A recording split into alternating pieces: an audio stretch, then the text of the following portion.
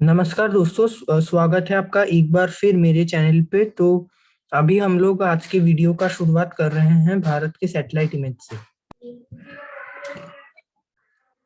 तो अभी क्या होगा कि यानी कि क्या आप देखिए देखिए, सैटेलाइट इमेज में अभी क्या हो रहा है कि जो बादल, घने बादल हैं, वो अभी यहाँ बने हुए हैं। देखिए आप, एक जो वेस्टर्न डिस्टर्बेंस था जो आपका 5-6 तारीख से जो आया था, वो धीरे धीरे मूव कर चुका है। आज 7 तारीख है, ऑलरेडी और एक वेस्टर्न डिस्टर्बेंस आप देखिए आया है। इसलिए स्पेशली जो उत्तर पंजाब में और यहाँ पर ये जो आपका पंजाब हो गया, पश्चिमी राजस्थान, हरियाणा, दिल्ली तक घने बादल छाए हुए हैं। यहाँ यहाँ भी थोड़े घने हैं। आप देखिए मध्य प्रदेश के पूर्वी इलाकों तक और प्रयागराज, लखनऊ, यहाँ पटना के आसपास तक घने बादल है। तो ये पिछले वेस्टर्न डिस्टर्बेंस और पिछले ट्रफ सर्कुलेशन का प्रभाव है। पर अभी ये तो गया, यानी कि ये तो लगभग समाप्त हो चुका है। यहाँ पर बादल है, यहाँ पर बारिश दिख रही है। जो है धीरे धीरे ये जो है समाप्त हो जाएगा यहीं पे, और ज्यादा आगे नहीं जाएगा, यानी कि। पर ये जो है, ये इससे हो सकता है थोड़ा सशक्त रहे, और हो सकता है कि यहाँ इसके जो अवशेष है जो धीरे धीरे समाप्त होंगे, तो ये हो सकता है आगे मर्ज हो जाए इसके साथ। तो अभी एक जो वेस्टर्न डिस्टर्बेंस है उसके साथ सर्कुलेशन है, ट्रफ है, यहीं के आसपास सर्कुलेशन ट्रफ बना हुआ है। यहाँ काफी तेज बारिश और बर्फबारी हो रही है, और अभी धीरे धीरे ये जो है यहाँ जो ये जो वेदर एक्टिविटी है वो अभी धीरे धीरे पूर्व की तरफ बढ़ेगा। तो राजस्थान, पंजाब पहले उत्तर भारत में एक्टिविटी देगा, और 9-10 तारीख के बाद उत्तर भारत पूरा साफ हो जाएगा। और 9-10 तारीख के बाद जो वेदर एक्टिविटी है वो धीरे धीरे पूर्व की तरफ बढ़ जाएगी। जो मध्य भारत के शेष जो दक्षिणी और पूर्वी दक्षिणी इलाके, जैसे छत्तीसगढ़, विदर्भा हो गया, यहाँ पर वेदर एक्टिविटी जो है वो बढ़ जाएगा। पहले उत्तरी छत्तीसगढ़ से शुरू होगा और दक्षिण में, और जो पीक मैंने आपको कल बताया था वही 12-13 के आसपास पीक जाएगा।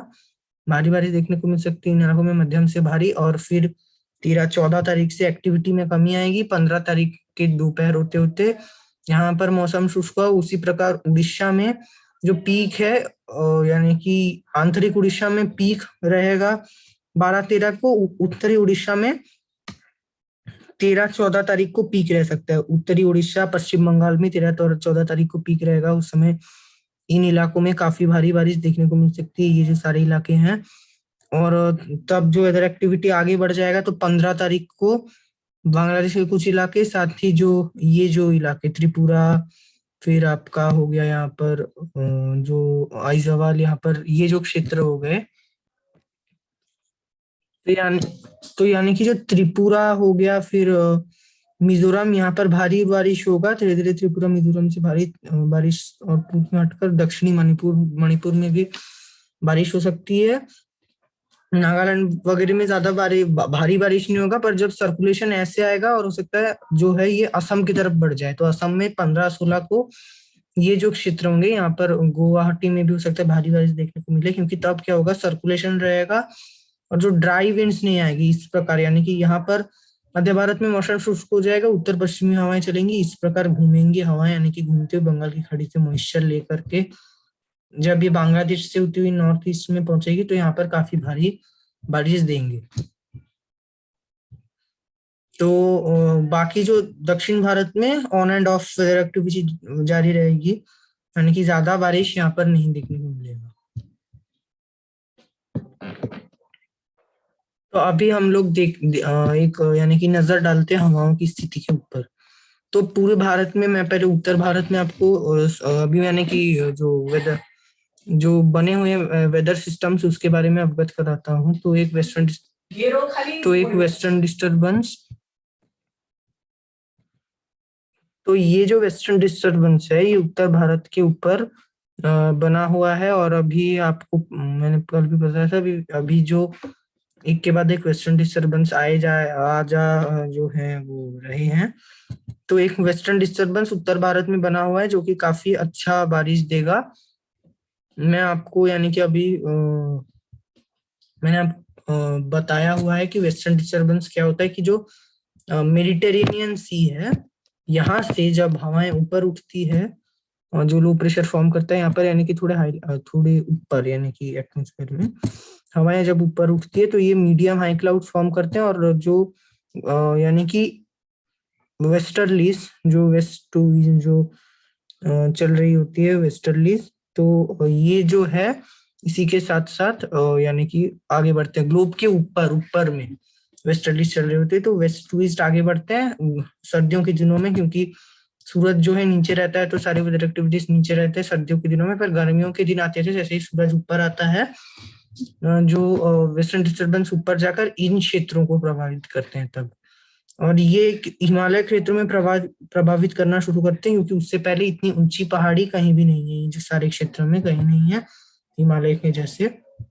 तो इसलिए हिमालय के क्षेत्रों में आकर ये medium high clouds orographic rainfall के कारण वेदर एक्टिविटी देते हैं। पर यानी कि ये जब आते हैं तो कभी कभी इसी के साथ, यानी कि अभी ये देखने को मिल रहा है ज्यादा, पर यानी कि देखने को मिलता है काफी ज्यादा, तो एक सर्कुलेशन बन जाता है, तो ये इसके साथ, इसके मॉइस्चर के साथ साथ अरब सागर बंगाल की खाड़ी के साथ मॉइस्चर लेकर भी बारिश का धमनियां देता है। तो ये आप देखिए, मैं मैप के थ्रू आपको समझाने की कोशिश कर रहा हूँ कि वेस्टर्न डिस्टर्बेंस का यानी कि ट्रैक क्या रहता है सर्दियों के दिनों में, क्योंकि सूरज जो है आपको पता है 21 दिसंबर तक पूरे जो ट्रॉपिक ऑफ कैप्रिकॉर्न के ऊपर, मकर रेखा के ऊपर रहता है, तो जो वेस्टर्न डिस्टर्बेंस इसलिए इस प्रकार नीचे की तरफ आ जाता है, भारत की तरफ प्रभावित करता है। और ये देखिए मैंने दो ट्रैक यहाँ पर बनाया है, एक तो ये सीधा है जब वेस्टर्लीज ऐसे मूव करते हैं, पर कभी कभी यहाँ पर वेस्टर्लीज इस प्रकार घूमती है जब, तो इस प्रकार एक ट्रफ बना लेती है, तो ये जो वेस्टर्न डिस्टर्बेंस है इस प्रकार यानी कि दक्षिण में आकर के फिर से ऐसे उत्तर में घूम जाते हैं, यानी कि इस प्रकार, तो वेस्ट टू ईस्ट ही मूव करते हैं, थोड़े इधर उधर होता है, कभी ऐसे भी हो जाता है, पर ये वेस्ट टू ईस्ट इस प्रकार मूव करते हैं जो जे वेस्टर्न जेट स्ट्रीम्स के कारण। और गर्मियों के दिनों में ये जो क्षेत्र होते हैं यूक्रेन, दक्षिणी रूस, कजाकिस्तान, मंगोलिया, इन सारे क्षेत्रों में ये प्रभावित करता है, और अभी भारत को प्रभावित करते चाइना के क्षेत्र में चले जाते हैं। तो ये हुई वेस्टर्न डिस्टर्बेंस की बात। तो अभी मैं आपको एक बार दिखा देता हूँ कि वेस्टर्लीज यानी कि किस प्रकार जो है चलते हैं, और थोड़ी ऊपर में आपको दिख जाएगा। तो ये आप देखिए वेस्टर्लीज कितने नीचे आ चुके हैं। गर्मियों के दिनों में क्या होता है वेस्टर्लीज, एक तो सूरज भी नीचे जाते हैं, उसी के साथ जो आपका जो वेस्टर्लीज भी है वो हिमालय के ऊपर चले जाता है, क्योंकि यहाँ से गर्मियों के दिनों में जब मानसून आता है तो क्या होता है कि मध्य भारत के ऊपर एक जो ईस्टर्ली जेट स्ट्रीम है वो मध्य भारत के ऊपर डेवलप कर जाता है, जो कि अभी काफी दक्षिण में, यानी कि दक्षिण भारत से भी दक्षिण में चले जा गया है। नॉर्थ ईस्ट मानसून में ये तमिलनाडु वगैरह के ऊपर रहता है, तो वही ईस्टर्ली जेट स्ट्रीम के कारण जो वेस्टर्लीज है वो हिमालय के ऊपर चले जाता है। पर सर्दियों के आते आते सर्दियों में ये आप देखिए यहाँ पर जो सारा जो मध्य भारत में मूव कर रहा है, ये एक तरह से आप वेस्टर्लीज कह सकते हैं, पर ये वेस्टर्लीज का ज्यादा प्रभाव यहाँ पर रहता है हाई लैटिट्यूड में, यानी कि वेस्टर्न डिस्टर्बेंस का प्रभाव, क्योंकि ये हाई लैटिट्यूड में ही बनते हैं। तो यहाँ पर आप देखिए अभी वेस्टर्न डिस्टर्बेंस से, इसके कारण आप देखिए ये हवाओं को किस प्रकार घुमाता है। तो यानी कि इतने हाई लैटिट्यूड में भी आप देखिए जो हवा यहाँ पर साउथ वेस्ट हो जा रही है, ये वेस्टर्न डिस्टर्बेंस हवाओं को घुमा रहा है, और ये जो आपका नॉर्मल ट्रैक होता है उत्तर पश्चिमी हवाओं का, जो नॉर्मल ट्रैक होता है उसको ये काट देता है। ये आप देखिए इस प्रकार काट देता है, यानी कि जो नॉर्मल उत्तर पश्चिमी हवाएं जो इस प्रकार चलते रहते हैं, आपको मैंने दिखाया था, यानी कि इस प्रकार जो चलते रहते हैं, तो उसको ये काट देता है। और हवाएं आप देखिए या तो इस प्रकार अरब सागर से आता है, यहाँ बंगाल की खाड़ी से आता है, और सर्कुलेशन भी डेवलप करता है, इस प्रकार हवाएं घूमती है। तो अभी वही हो रहा है, वेस्टर्न डिस्टर्बेंस है, एक सर्कुलेशन उत्तर भारत के ऊपर बना हुआ है, दूसरा यानी कि एक एंटी साइक्लोन फीवल लगभग इस क्षेत्र में बना हुआ है काफी, यानी कि पूर्वी भारत में, उड़ीसा और झारखंड इस क्षेत्र में, और और अभी यानी कि दक्षिण भारत से सर्कुलेशन और यहाँ पर बारिश की गतिविधियां मैं दिखाता हूँ रेन और थंडर में यहाँ पर जारी है। इसके चलते धीरे धीरे दक्षिणी हवाएं विदर्भ होकर आ रही है, पर क्या हो रहा है कि यानी कि इस एंटी साइक्लोन से यहाँ पर जो बना हुआ है, यहाँ से इस प्रकार नमी वाली हवाएं बंगाल की खाड़ी होकर आ रही है, फिर यहाँ से तेजी से ये यहाँ पर फिर से खींच रहा है, तो एक थोड़ा साइकिल जैसा हो रहा है, यानी कि पूरा साइकिल नहीं हो रहा है, पूरा साइकिल में होने के लिए इस प्रकार आना पड़ता फिर से हवाओं को, पर वो वैसे नहीं आ रही है, तो आप कह सकते हो लगभग पूरा, यानी कि इस प्रकार पहले दक्षिण में जा रहा है, फिर से उत्तर में वापस आ रहा है विदर्भ होकर पश्चिम में जाकर, क्योंकि यहाँ पर सर्कुलेशन है, साथ ही यहाँ पर जो अवशेष पिछले सर्कुलेशन ट्रफ का वो इसको खींच खींच रहा है। तो ये जब हो रहा है, तो अब देखिए जो तमिलनाडु से हवाएं टकरा रही है, तो जब वैसा हो रहा है, तो अब देखिए चेन्नई नेल्लोर, चेन्नई से लेकर के दक्षिण में जो नागापट्टनम हो गया, टुंडई टुंडई मदुरई तक, और जो यहाँ पर तिरुवनली, विला विलाटिकुलम, ये जो सारे इलाके, नागरकोइल, कन्याकुमारी तक बारिश हो रही है, और एक हल्का ट्रफ आप देखिए केरला के तट के आसपास है, तो इसके कारण क्या हो रहा है कि हवाएं यहाँ पर आ रही है, थोड़ी थोड़ी घूम भी रही है केरला में, यानी कि इस प्रकार जो नॉर्थ ईस्ट हवाएं आ रही है वो यहाँ केरला में साउथ वेस्ट हो जा रही है, हल्का घूमकर, यहाँ पर एक ट्रफ है, और इस ट्रफ के चलते जो केरला में हल्के फुल्के बादल हैं इन सारे तटीय क्षेत्रों में, और कहीं कहीं कहीं पर लाइट रेन है, वही स्थिति कर्नाटका में भी बनी हुई है। मुंबई में भी अरब सागर से हवाएं आ रही है अभी, यानी कि जो केरला में भी हल्का ट्रफ है, यहाँ पर एक है, और दूसरा यानी कि सर्कुलेशन के कारण है, और एक फीवर ट्रफ हो सकता है पूरे अरब सागर में यहाँ पर डेवलप हो जाए। तो अभी आप देखिए जो बारिश की गतिविधियां उत्तर भारत के कई इलाकों में जारी है, यहाँ से पूर्वी हवाएं गंगा के मैदानी इलाकों में चल रही है, वेस्टर्न डिस्टर्बेंस काफी ज्यादा अच्छी बर्फबारी पहाड़ों पर दे रहा है, इलाहाबाद वगैरह सारे इलाकों में बारिश जारी है।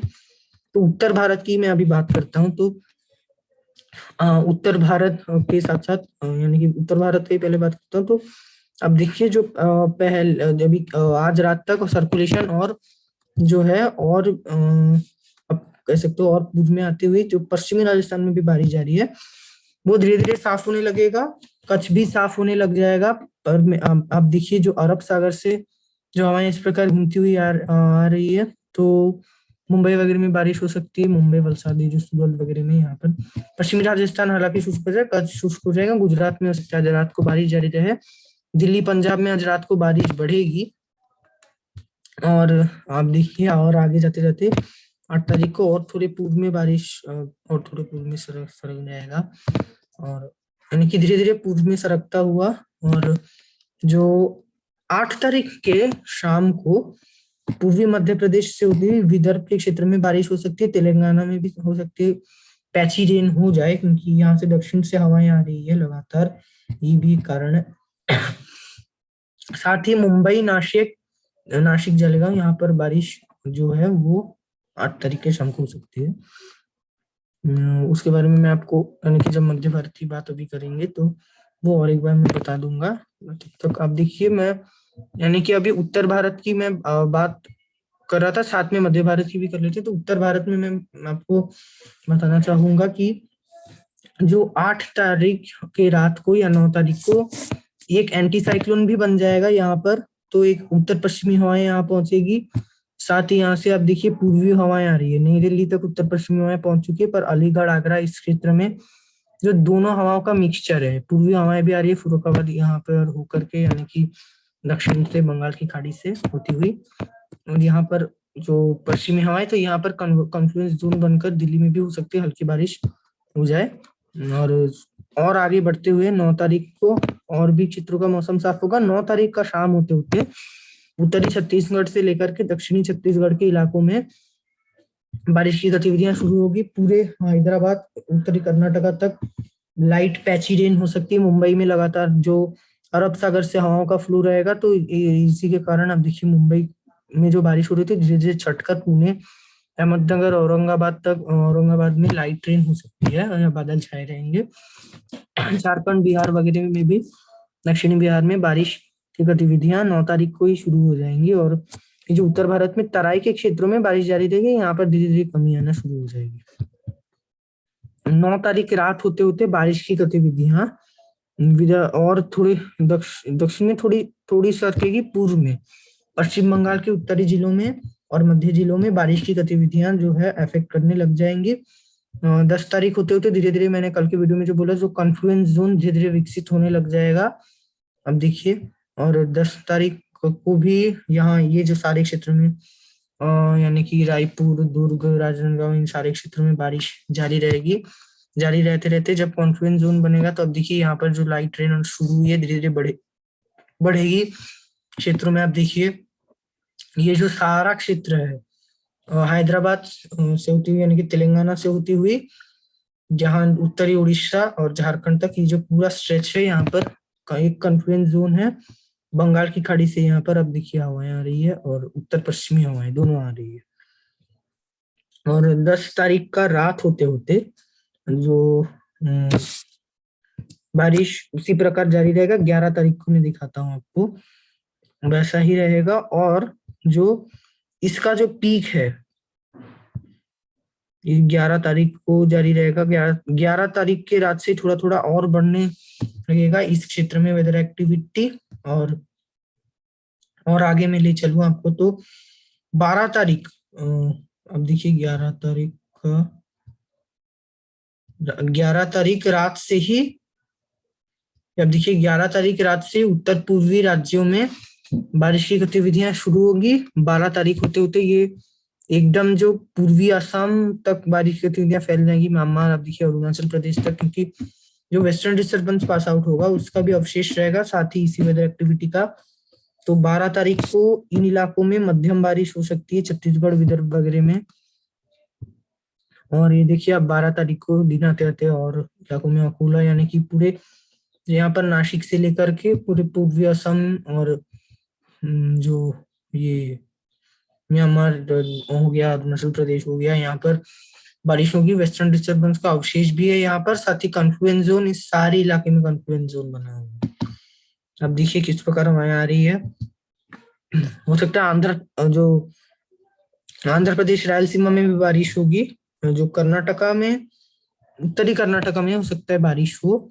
और 12 तारीख को यानी कि जितनी जो यानी कि 12 तारीख को जितनी यानी कि भारी बारिश उम्मीद थी उससे भी कम नजर आ रही है। स्पेशली मध्य भारत में जो रायपुर वगैरह में इतनी तेज बारिश कल दिखा रहा था वो अभी ज्यादा दक्षिण में दिखा रहा है। तो जगदलपुर वगैरह के आसपास, जगदलपुर और तलाई विदर्भ के इन क्षेत्रों के आसपास भारी बारिश हो सकती है। तो इन सारे क्षेत्रों में बारिश जारी रहेगी। 13 तारीख को भी ये आप देखिए धीरे धीरे यहाँ मूव करेगा जो कोलकाता वगैरह में, और थोड़े दक्षिण में भी सरक रहा है। आप देखिए वेदर एक्टिविटी दक्षिण भारत को ये धीरे धीरे उत्तर के क्षेत्र, दक्षिण भारत के केरला और दक्षिण कर्नाटका के हिस्से हिस्सा उतरेंगे। पर जो आंध्र प्रदेश, रायलसीमा में भारी बारिश देखने को मिल सकती है 14 तारीख के सुबह सुबह। कोलकाता, विदर्भा, इन सारे क्षेत्रों में जो बारिश की गतिविधियां 14 तारीख के सुबह सुबह भारी हो सकती है। यहाँ से लेकर ये जो उत्तरी उड़ीसा का शेषोरिया हो सकता है। रायपुर में 14 तारीख के सुबह भी मध्यम बारिश हो जाए। और पर अब देखिए 5 बजे पर जो सुबह के यानी कि एकदम सुबह सुबह डॉन पर सुबह 9-10 बजे होते होते यहाँ पर बारिश की गतिविधियों में कमी आएगी। और यहाँ जो कोलकाता उड़ीसा में बारिश जारी थी वो और ज्यादा बढ़ जाएगी। उस समय कोलकाता के दक्षिण में स्पेशली ये जो स्ट्रेच है काफी भयंकर यानी कि मूसलाधार बारिश है। हालांकि अरुणाचल, असम में थोड़ी कमी आएगी 14 तारीख को यहाँ पर बारिश की जो गतिविधियों में 14 तारीख के दोपहर को। हालांकि अब देखिए बादल छाए रहेंगे, सारे क्षेत्रों में बादल छाए रहेंगे। 14 तारीख को अब देखिए आफ्टरनून होते होते बादलों में किस प्रकार कमी आई। तो इसी के साथ आप कह सकते हो बारिश में भी कमी आएगी। और 14 तारीख के रात होते होते, पहले हमें लग रहा था दोपहर को जाएगा, हो सकता है रात तक खींच जाएगा जो वेदर एक्टिविटी है। तो 14 तारीख रात तक पूरे अकोला, रायपुर, इन सारे क्षेत्रों में लाइट रेन होगी। यहाँ पर भी लाइट टू मॉडरेट 1-2 भारी स्पेल्स पूर्वी भारत को मिलेंगी। और 14 तारीख के जो आप कह सकते हो कि रात होते होते कई इलाकों से वेदर एक्टिविटी छटना शुरू हो जाएंगी। 15 तारीख जो होते होते 15 तारीख होते होते 15 तारीख को भी हो सकता है सुबह कुछ इलाकों में लाइट रेन हो जाए। 15 तारीख को इन इलाकों से लगभग बारिश की गतिविधियां समाप्त हो जाएंगी और पूर्वी भारत भी धीरे धीरे शुष्क होगा। हालांकि उत्तर पूर्व में सिमट रहेगी ये जो बारिश की गतिविधियां थी, इसके अवशेष जाकर दक्षिण भारत, अंडमान निकोबार में लाइट रेन देगी, स्प्रेड हो जाएंगे। 15 तारीख का रात 16 तारीख होते होते बारिश की गतिविधियां मध्य भारत और पूर्वी भारत से पूरी जो है समाप्त हो जाएंगी। यानी कि पहले जैसा लग रहा था कि 14 तारीख को पूरा समाप्त हो जाएगा, हो सकता है 15 तारीख को भी हल्के बादल छाए रहे और बारिश की गतिविधियां हो जाए, पर 16 तारीख से मौसम इस क्षेत्र में, अब देखिए जो मौसम है वो शुष्क हो जाएगा। 1-2% बादल है, और तराई के इलाकों में हालांकि हो सकता है कि बादल छाए रहे, फिर से हो सकता है दिल्ली वगैरह में हल्की बारिश देखने को मिल जाए, क्योंकि जो और एक वेस्टर्न डिस्टर्बेंस आने की संभावना है 15-16 तारीख को। हालांकि ज्यादा दक्षिण में हम उम्मीद कर सकते हैं कि ये बारिश ना दे, क्योंकि किसानों को अभी काफी ज्यादा जो फसलों का नुकसान हो रहा है इन बारिश की गतिविधियों के कारण।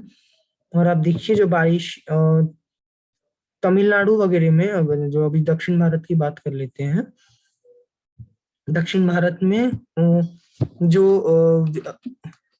आंध्र प्रदेश, रायलसीमा, तेलंगाना में भारी बारिश देखने को मिलेगी। जब मध्य भारत में बारिश होगी भारी, तो ये जो होगा, मैं दिखाता हूँ आपको, यानी कि 13-14 तारीख के बीच में यहाँ पर भारी बारिश देखने को मिलेगी। उसके बाद धीरे धीरे बारिश हट जाएंगी। तमिलनाडु में भी हल्की से मध्यम होगी, उत्तरी जिलों में हो सकता है भारी बारिश देखने को मिले 14 तारीख को। 15 तारीख से क्या होगा कि एक बार फिर 15 तारीख के शाम से उत्तर पश्चिमी हवाएं एक बार फिर चलना शुरू हो जाएंगी, बंगाल की खाड़ी होती हुई आएंगी। मॉइस्चर तमिलनाडु के ज्यादातर इलाकों में ही लाइट रेन शुरू हो जाएगी, मॉडरेट भी हो सकते हैं कुछ इलाकों में। और जो आपका केरला में हो सकता है हल्की बारिश हो जाए, पूरी इन इलाकों में यहाँ पर हो सकता है बादल छाए रहे। 16 तारीख को भी तमिलनाडु और ये जो सारे कर्नाटका के दक्षिणी क्षेत्रों, यहाँ पर हल्की बारिश जारी रहेगी। और 16 तारीख को आप देखिए एक चीज, जो 16 तारीख के सुबह सुबह हो सकता है मुंबई वगैरह के आसपास में जो बोल रहा था, तापमान में भारी गिरावट देखने को मिलेगी, मुंबई में भी यहाँ पर। और जो पूरे भारत में मैं दिखाता हूँ आपको, क्योंकि बारिश जस्ट समाप्त होगी, तो यहाँ पर 11, 10, 9 डिग्री उत्तर भारत में एक बार फिर सिंगल डिजिट, कुछ इलाकों में 5 डिग्री तक जा सकता है, हो सकता है 1-2 इलाकों में पूर्वी आ जाए। तो यानी कि जैसे जैसे जहाँ मौसम शुष्क होगा, काफी ज्यादा तापमान में गिरावट आएगी, क्योंकि इतनी भारी स्नोफॉल हुई है, बारिश हुई है। हालांकि जो पिछले दिसंबर में चूरू वगैरह में -2 तक गया था, वैसी स्थितियां नहीं आएंगी, पर 5 डिग्री तक उत्तर भारत के कुछ इलाकों में तापमान जा सकते हैं। और साथ ही जो आप कह सकते हो कि जो मध्य भारत में भी 10 के आसपास, 15 के नीचे तापमान चले जाएंगे। तो ये रहने वाला है अभी भारत के मौसम अगले कुछ दिनों के लिए। आगे के अपडेट के लिए देखते रहिए मेरे चैनल को। जय हिंद, जय भारत।